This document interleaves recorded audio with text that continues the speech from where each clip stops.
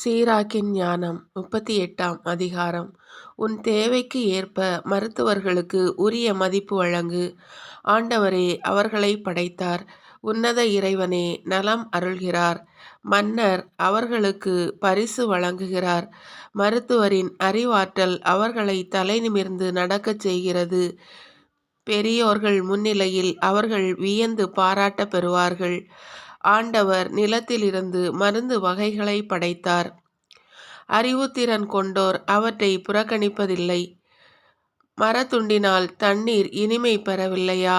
இவ்வாறு ஆண்டவருடைய ஆற்றல் வெளிப்படவில்லையா? அவரே மனிதருக்கு அறிவாற்றலை கொடுத்தார். இதனால் வியத்தகு செயல்களில் மாட்சி பெற்றார். இவற்றை கொண்டு மருத்துவர் நலமளிக்கிறார், வலியை நீக்குகிறார். மருந்து செய்வோர் இவற்றால் கலவை செய்கின்றனர். இவ்வாறு ஆண்டவரின் வேலை முடிவு பெறாது. அவரிடமிருந்தே உடல் நலம் உலகெல்லாம் நிலவுகிறது. குழந்தாய், நீ நோயுற்றிருக்கும் போது கவலையின்றி இராதே. ஆண்டவரிடம் மன்றாடு, அவர் உனக்கு நலம் அருள்வார். குற்றங்களை அகற்று, நேர்மையானவற்றை செய்.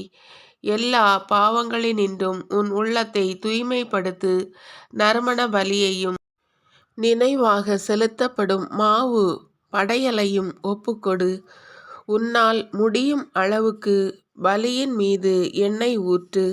மருத்துவருக்கும் அவருக்குரிய இடத்தை கொடு. ஏனெனில் ஆண்டவரே அவரை படைத்தார். அவர் உன்னை விட்டு விலகாதிருக்கட்டும். ஏனெனில் அவர் உனக்கு தேவை. நலம் பெறுதல் சில வேளைகளில் மருத்துவர்கள் கையில் உள்ளது என கூறக்கூடிய நேரமும் உண்டு.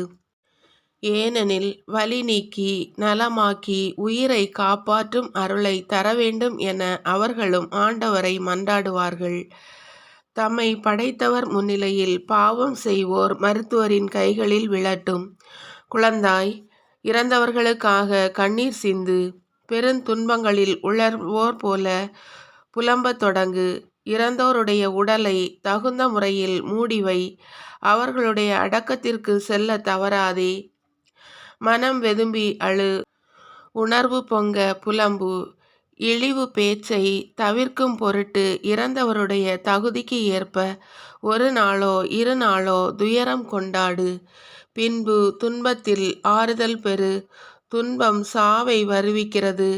துயர்மிக்க உள்ளம் வலிமையை குலைக்கிறது. பேரிடர் நிகழும்போது துன்பம் நீடிக்கிறது. ஏழையின் வாழ்க்கை உள்ளத்தை வருத்துகிறது. உன் உள்ளத்தை துன்பத்திற்கு ஒப்புவித்து விடாதே. அதை துரத்திவிடு. முடிவை நினைத்துக்கொள், மறந்து விடாதே. இறந்தோர் திரும்பி வருவதில்லை. அவர்களுக்கு நீ நன்மை செய்ய முடியாது. உனக்கு நீயே தீங்கிழைத்து கொள்வாய். என்னுடைய நிலையை நினைவில் கொள். உன்னுடையதும் இதை போன்றதே. நேற்று எனக்கு, இன்று உனக்கு. இறந்தோரின் அடக்கத்தோடு அவர்களுடைய நினைவும் அடக்கம் பெறட்டும். அவர்களுடைய ஆவி பிரிந்த பின் அவர்களுக்காக ஆறுதல் பெறு. ஓய்வு நேரம் மறைநூல் அறிஞரின் ஞானத்தை வளர்க்க வாய்ப்பு அளிக்கிறது.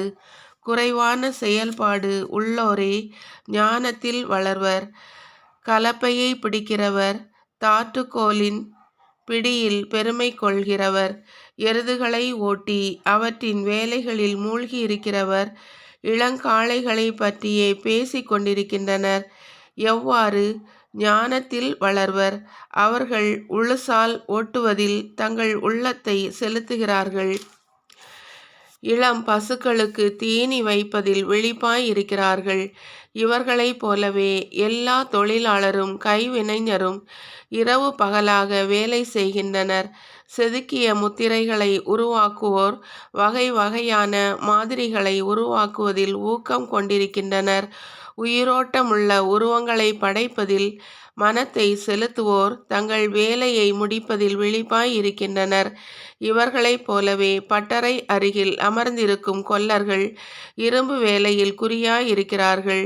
நெருப்பின் வெப்பம் அவர்களது சதையை சுடுகின்றது. உலையின் வெப்பத்தில் அவர்கள் போராடுகிறார்கள். சம்மட்டியின் ஒலி அவர்கள் காதை செவிடாக்குகிறது. செய்யும் கலத்தின் மாதிரி மீது அவர்களின் கண்கள் பதிந்திருக்கின்றன. வேலைகளை முடிப்பதில் அவர்கள் மனத்தை செலுத்துகிறார்கள். அவற்றை அழகு செய்வதில் விழிப்பாய் இருக்கிறார்கள்.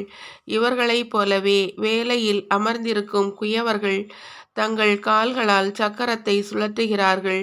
எப்போதும் தங்கள் வேலையின் மீது ஆழ்ந்த கவலை கொண்டிருக்கிறார்கள். அவர்களின் முழு வேலையும் அவர்கள் செய்த கலன்களின் எண்ணிக்கையை பொறுத்துள்ளது. அவர்கள் தங்கள் கையால் களிமண்ணை பிசைகிறார்கள். தங்கள் கால்களால் அதனை பதப்படுத்துகிறார்கள். கலன்களை மெருகூட்டி முடிப்பதில் தங்கள் உள்ளத்தை செலுத்துகிறார்கள். சூளையை தூய்மைப்படுத்துவதில் விழிப்பாய் இருக்கிறார்கள். இவர்கள் எல்லோரும் தங்கள் கைகளையே நம்பியுள்ளனர். ஒவ்வொருவரும் தம் தொழிலில் திறமை கொண்டுள்ளனர். இவர்களின்றி நகர்கள் குடியிருப்பாரற்று கிடக்கும். அவற்றில் எவரும் தங்கி வாழ்வதில்லை, உலாவுவதும் இல்லை. ஆயினும் இவர்கள் மக்கள் மன்றத்தில் தேடப்படுவதில்லை, மக்கள் சபையில் முதலிடம் பெறுவதில்லை, நடுவரின் இருக்கையில் அமர மாட்டார்கள், நீதிமன்றத்தின் தீர்ப்புகளை புரிந்து கொள்ள மாட்டார்கள்.